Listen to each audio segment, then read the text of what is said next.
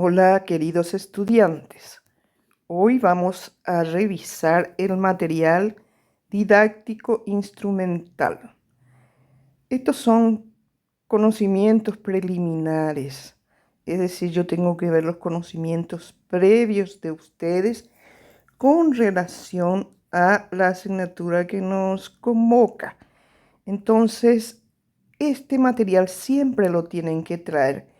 Justamente eso lo que dice acá en este apartado. Bueno, y revisando los materiales, vemos que empiezan con números.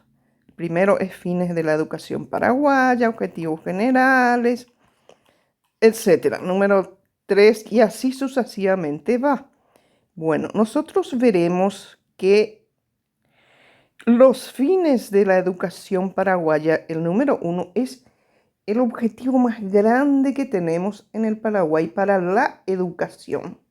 Es casi como una política educativa en el sentido que es como una estrella polar que orienta a los marineros hacia el norte. Es nuestro norte a seguir. Porque si ustedes pueden leer acá, tenemos el tipo de hombre y mujer paraguayo que queremos. Bueno, y una de las características siempre tienen que ver ustedes cuando está en texto normal acá. Si ustedes se fijan acá, todo esto que está acá es en cursiva, pero la observación y lo que les digo yo a ustedes está así en texto normal. Entonces, lo que dice acá, los fines de la educación paraguaya son para todos, tanto los que están en la educación formal, no formal o informal. Eso significa que abarca también a los medios de comunicación y otros sectores y están dirigidos incluso a personas que no se encuentran dentro del sistema educativo formal. ¿Vale? Es decir, si fuera un turista y se queda acá por un tiempo para vivir, entonces inclusive para él es este tipo de fines de la educación que estamos viendo. O bien algún inmigrante que venga. E incluso personas que no saben leer y escribir. En fin, esto es para todos. El siguiente objetivo que les sigue en grado de generalidad, que es también muy general, pero es un poco más específico, son los objetivos generales de la educación paraguaya. ¿Por qué son un poco más específicos? Porque ya abarca solamente a aquellos que estudian, que están en el nivel, en cualquiera de los niveles de la educación paraguaya formal. Y ya vamos a, o inclusive no formal. Vamos a ver después ya qué significa eso. Entonces tenemos acá un montón de objetivos generales de la educación paraguaya, ninguno de los cuales vamos a conocer de memoria porque no hace falta. Sin embargo, quizá vamos a seleccionar alguno de ellos que tengan que ver con nuestra carrera. Por ejemplo, en música se requiere que tenga sensibilidad y creatividad. Y a la música lo que le interesa es la cultura, la sensibilidad, la creatividad, etc. Vean algo de eso acá. ¿Qué les parece a ustedes? Muy bien, también tiene, como vemos acá, una observación. Dice, podemos observar que los objetivos generales son también fines, solo que más específicos que los fines de la educación paraguaya, pues si los primeros están dirigidos a todos los habitantes del país, los segundos están dirigidos exclusivamente a los educandos de la educación formal, pero con carácter de ideal, es decir, un ideal es solo alcanzable parcialmente porque por su grado de perfección, ¿verdad? Muy bien, pilares de la educación. Resulta que se reunieron en la UNESCO y todos los países y eligieron qué es lo que se va a aprender en las aulas y en cualquier nivel. Entonces dijeron, bueno, vamos se va a aprender a conocer en primer lugar. Y esto siempre fue un problema porque antes las escuelas solamente estaban para aprender a conocer, tanto que hicimos a los estudiantes un poco memorísticos, tanto que el medalla de oro era el más memorístico. Ahora no, ahora hay que aprender a conocer, hay que aprender a hacer. Eso significa que los niños, por ejemplo, o los adultos tienen que hacer algo. Los niños tienen que aprender a cortar, a modelar, y un arquitecto tiene que aprender a dibujar, a hacer planos, a construir, y un médico tiene que aprender también a operar, por ejemplo. Entonces, aprender a hacer es importante, no solo aprender a conocer, aprender a hacer, es decir, mostrar su potencialidad total para su aporte a la persona, a la sociedad. Pero esto también significa que él tiene que aprender a sentir. La afectividad tiene que tener una orientación valorística o de valores de alguna manera para que él aprenda a ser. Esto tiene que ver con más a la afectividad y cuestiones etiológicas que tengan que ver con los valores. Aprender a vivir juntos. Esto es importante porque ustedes después van a leer esto de acá, pero les voy a dar algunas consideraciones yo.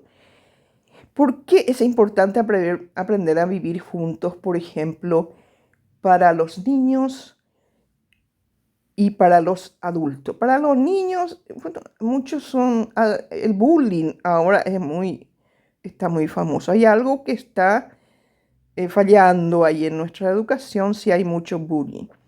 Luego, un ingeniero o un abogado tiene que aprender a trabajar con otras personas. Si él dice, por ejemplo, mire, yo trabajo solo, entonces hay un problema con esa persona porque no puede trabajar con otros en sentido de dependencia o en sentido de superioridad. Entonces, ¿de qué le sirve su medalla de oro si no puede vivir y trabajar con otras personas? Entonces, esto es importante. El Paraguay también puso un pilar de la educación más, que es aprender a emprender. Es decir, yo tengo que valerme por mí mismo, tengo que tener una especie de autosuficiencia para encontrar una labor para mí mismo y para los demás. Entonces, esto puso el Paraguay. Bueno, ahora vienen las competencias generales de la educación media. ¿Por qué ponemos de la educación media? Porque a nosotros aquí en nuestra carrera nos corresponde estudiar al docente que va a ser de la educación media, porque nosotros esta asignatura les da competencia para enseñar, pero en el nivel medio.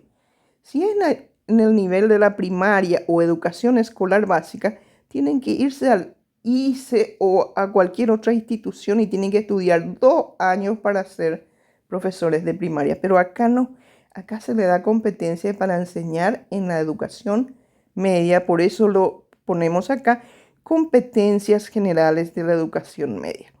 Nuevamente no tienen por qué ustedes tener que saber esto de memoria.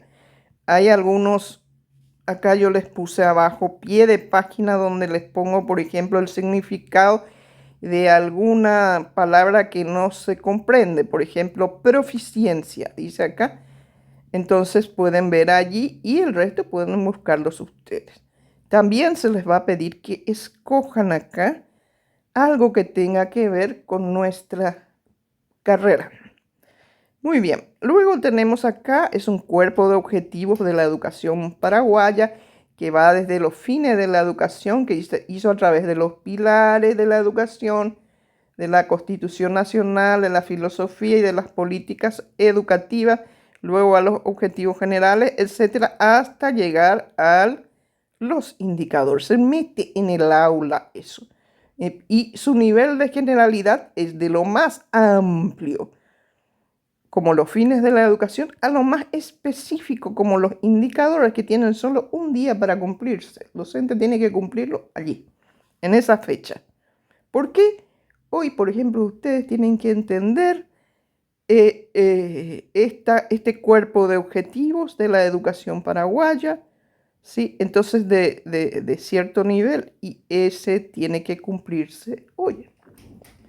Bueno, ahora vamos a ver otro de los elementos que vamos a usar durante todo el curso, que se trata de los sistemas. El sistema, ¿qué es un sistema? Bueno, el sistema es un conjunto de elementos juntos justamente para llegar a un fin. Entonces, ese es un sistema. Elementos y fin. Tengan en cuenta eso. Vale decir que esos conjuntos de elementos tenemos que ver y estudiarlo y cuál es el fin. En este sentido, todo lo que ustedes ven y pueden palpar con sus manos, por ejemplo, vuestros anteojos, vuestros relojes, vuestras camisas o blusas, todo es un sistema, todo tiene elementos para un fin. Por ejemplo, un ventilador. ¿Cuáles serían sus elementos? Las aspas, los tornillos, los motores, etcétera. Muy bien. Si ese es un sistema, entonces los tornillos, las aspas y demás hierbas serían los subsistemas del sistema del ventilador. ¿Y cuál sería el ambiente de ese ventilador? Bueno, el ambiente es el aula o la pieza donde está ese ventilador. ¿Por qué el ambiente no es también el colegio o la casa donde está ese ventilador? Porque no afecta tanto a lo mayor como a lo menor, pero también afecta a lo mayor en alguna medida. Por eso siempre el ambiente de algo tenemos que ver con un ambiente inmediatamente que le rodea a ese, que es inmediatamente más cercano. Por eso el ambiente del ventilador es el aula o la pieza donde se encuentre. Una vez dicho esto, también tenemos que el ambiente se denomina suprasistema o macrosistema, ¿sí? Si este fuera un colegio, por ejemplo, y tiene numerosos compartimientos acá, que son las aulas, la biblioteca, los baños, entonces mi sistema va a ser mi aula. ¿Y cuál va a ser mis elementos van a ser estos, de mi sistema, que es el colegio o la escuelita? ¿Cuál sería el ambiente de mi escuelita? Mi escuelita sería lo inmediatamente más cercano es el barrio o la comunidad. Ahora, por eso siempre hay que definir el sistema. Ahora mi sistema va a ser, va a ser el aula. ¿Qué hay dentro del aula? Están los profesores, los alumnos, el sistema de iluminación que hay allí, etc.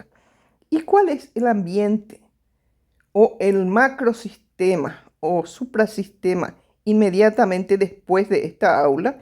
Y sería justamente el colegio o la escuelita. Entonces, por eso siempre hay que definir el sistema. No hay un sistema completamente cerrado ni completamente abierto. Eso es una de las características del sistema. ¿Qué pasa con si pongo en una mesa un huevo y lo rompo allí? Tenemos, por ejemplo, los subsistemas que son la clara y la yema. Pero ¿qué pasa si yo la yema le corto con un cuchillo así? Entonces se desparrama, deja de ser un sistema. Por eso el sistema no puede ser completamente abierto porque se destruye. Tampoco puede ser completamente cerrado. ¿Qué pasa si yo envuelvo con un papel eso o con un hule una naranja y lo dejo bajo de mi cama durante un mes? ¿Qué pasaría allí? Después de abrir un mes, estaría muerta esa fruta, no, ya no serviría para nada. Entonces, tampoco los sistemas completamente cerrados no existen. Ni siquiera el doctor Francia logró cerrar completamente el Paraguay, si vamos a considerar el Paraguay como un sistema. Bueno, no existen sistemas completamente abiertos ni completamente cerrados, pero siempre se da y se recibe algo del sistema. Lo que le pasa a uno de los elementos de un sistema afecta a todo lo demás. Supongamos que a mi ventilador le falta un tornillito. Por más que siga funcionando bien, tendrá un ruidito molesto ahí, blop, blop, blop. Entonces, sería conveniente que consideremos que todos los elementos y su funcionamiento influyen en alguna medida en todo el sistema, ¿sí? Entonces, eso es algo que tienen que saber. Entonces, todo está interrelacionado. Veamos ahora una definición etimológica de educación. La educación, toda ciencia, ustedes tienen que saber que tiene un objeto de estudio. Por ejemplo, ¿qué estudia la anatomía? El cuerpo humano. Bueno, la educación también es objeto de la pedagogía. La pedagogía, por ejemplo, su objeto de estudio es la educación. Pero hay otras ciencias que estudian la educación, como sociología de la educación, psicología de la educación, antropología, etc. Estudian la educación, pero no es su objeto de estudio específico, sino relacionado con la educación. La ciencia que tiene por objeto de estudio la educación es la pedagogía. La didáctica, por ejemplo, está relacionada con la educación porque dentro de ella lo que estudia son los métodos de enseñanza y los elementos de esa educación formal profesional. Bueno, entonces educación tiene una definición etimológica, pero yo les quiero mostrar en forma de cuadro y ustedes van a elaborar la definición. La educación tiene, que es un objeto de estudio, ya dijimos, tiene dos procesos por el que se dan tanto en la sociedad como en el individuo, en la persona, se da eso. Y esto se da por dos procesos de socialización y de individualización. La socialización proviene del latín criar, alimentar, nutrir. Imagínense un bebé. El bebé obtiene su alimento de afuera, se alimenta, se cría. ¿Quién lo alimenta y le cría? La madre y esas cosas. Entonces, un movimiento de fuera para adentro, se alimenta el niño. En cambio, también proviene del latín exducere, que significa desarrollar, crecer. Ex luego ya te dice que es el exterior. Vale decir, este se llama un proceso de individualización que va de dentro para afuera, así de dentro del individuo para afuera. Entonces allí la persona crece porque se ha educado y aporta a la sociedad y él mismo empieza a crear algo distinto de lo que hay. Entonces, ¿cómo se da primeramente el proceso de socialización en la sociedad? La sociedad comunica su herencia cultural a las nuevas generaciones. Por este proceso la sociedad se perpetúa. ¿Y qué pasa en la persona? Esa persona o internaliza las pautas culturales que le dan sus padres o las escuelas y cuando es grande las comunica a las nuevas generaciones. Este es el proceso de fuera para adentro. Entonces, por este proceso la sociedad se perpetúa. Ahora vamos a ver el otro proceso, la individualización. Este proceso provoca la transformación y el avance de la cultura. Por este proceso la sociedad se transforma. ¿Qué ocurre en la persona? Crece interiormente, desarrollando todas sus potencialidades. Por este proceso la persona transforma, crea, aporta al medio sociocultural. Es un proceso de dentro para afuera. Yo les voy a pedir que hagan y que, digamos, interpreten los cuadros. Les voy a pedir una definición de educación a través de estos dos procesos. O hasta aquí o hasta aquí. Voy a ver ahora. Pero ustedes tienen que saber hacer hablar los cuadros, así que les voy a pedir eso. Hay una palabra importante que todavía no vimos. Esto que está acá. Ustedes pueden ver que el equilibrio es importante. ¿Qué significa eso? Que no se da más la socialización que la individualización, sino que en la sociedad tiende a haber un equilibrio. ¿Qué pasaría si solamente se da este proceso? Entonces sería una sociedad un poco más cerrada, solamente la sociedad se perpetúa eternamente, sabemos guaraní, tomamos mate, no salimos del sombrero pirí, etc. Y esto nos llega muy poco, lo nuevo. ¿Qué pasa en cambio si se da lo contrario y la balanza se inclina más hacia la individualización? Acá la sociedad se transforma. Si se transforma constantemente, entonces los chicos después van a hablar en un idioma que no conocemos, porque cada vez habrían olvidado su guaraní o su mate o su tereré y estarían por las calles hablando cada uno en su idioma. Yo quiero hablar inglés, yo quiero hablar francés, etcétera, o un idioma nuevo que se lo inventen porque muchas veces ha pasado eso. Entonces tendrían poca fundamentación en lo que la sociedad le comunica, ¿sí? Porque lo que aquí valdría serían las modas pasajeras. Entonces siempre tienen que ver que esto hay un enganche, una relación muy estrecha entre la socialización y la individualización. Bueno, hasta acá la clase de hoy.